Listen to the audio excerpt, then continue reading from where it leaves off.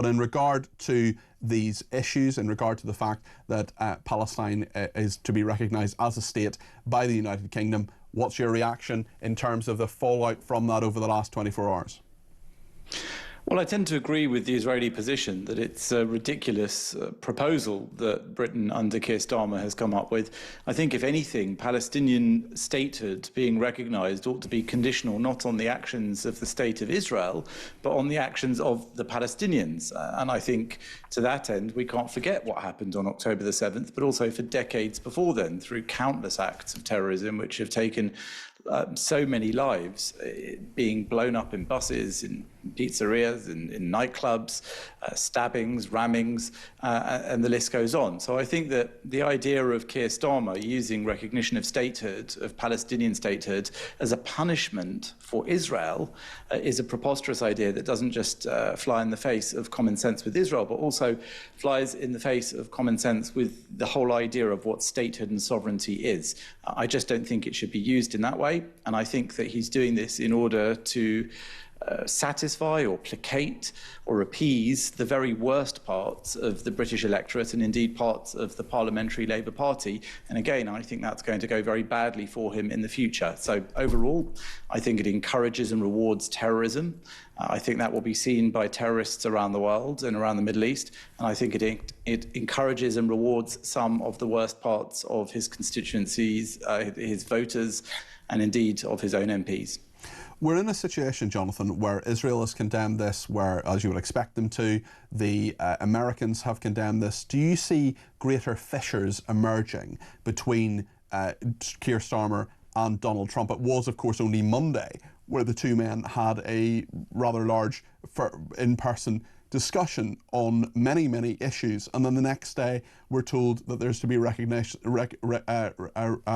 recognising of Palestine. We also have the conditions that are put on this by Keir Starmer. I mean, my thought would be, I disagree with it in principle, as you can imagine I do, but my thought would be, if you really believe this should happen, just do it. Why would you put conditions on Israel or anybody? Why not just do it if you think it's the right thing to do?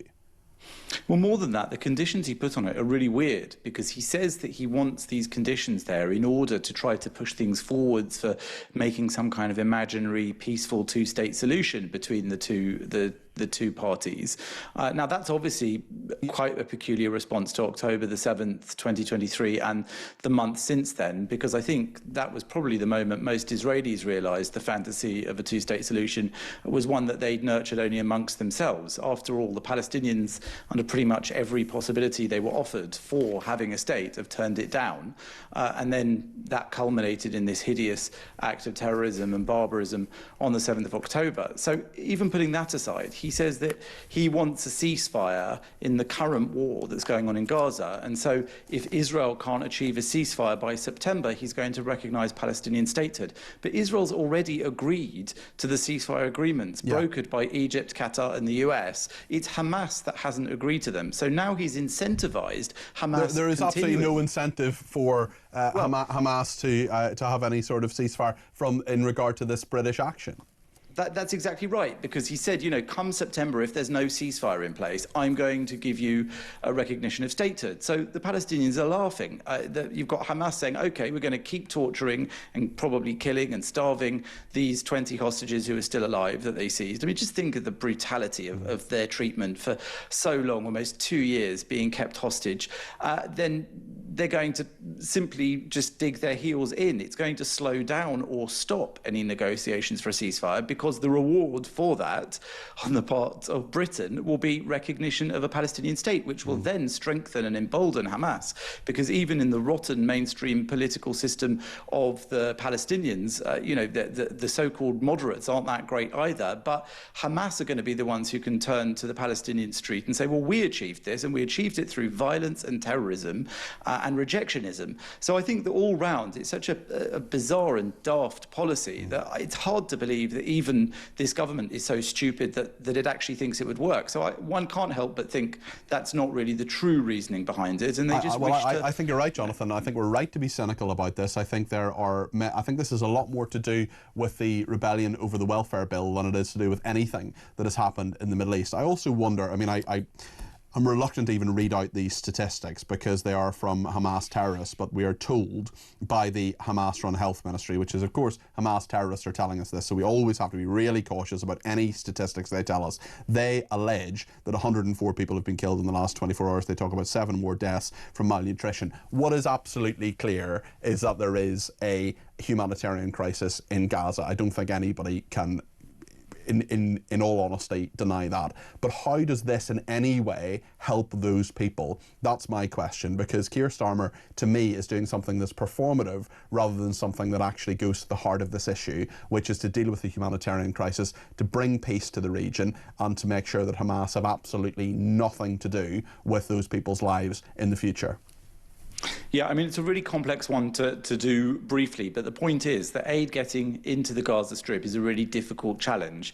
In the past, it's been administered by UN bodies, other aid bodies in the Strip, but they've been infiltrated and corrupted by Hamas and other terrorist groups who have stolen the aid, sold it when it was meant to be free, and then used that money to blackmail or pay people to continue being Hamas fighters and also to continue generally being part of the Hamas machine. So the Israelis and the Americans tried to replace that system with this Gaza Humanitarian Foundation, which has come under a lot of criticism for its shortcomings, but it has been trying to break that stranglehold of Hamas. And so in recent days, we have seen these images coming out of Gaza and these statistics that you mentioned. We have absolutely no way of knowing how accurate they are, only to say that they are coming from Hamas-controlled bodies. And so they are almost certainly exaggerated and they are almost certainly lies in certain parts.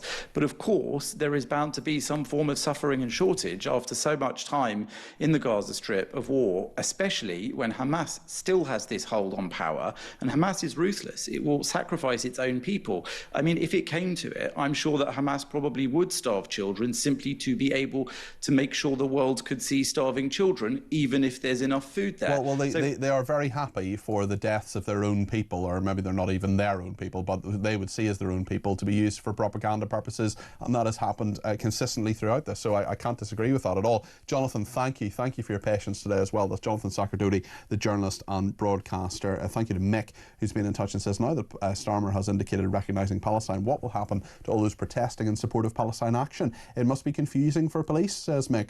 Also on Andrew has been in touch to say, saying Savile would have used the internet and then saying Farage is pure speculation. If I said Edward I would not have let a single immigrant into the country, I would rightly be told I have no way of knowing.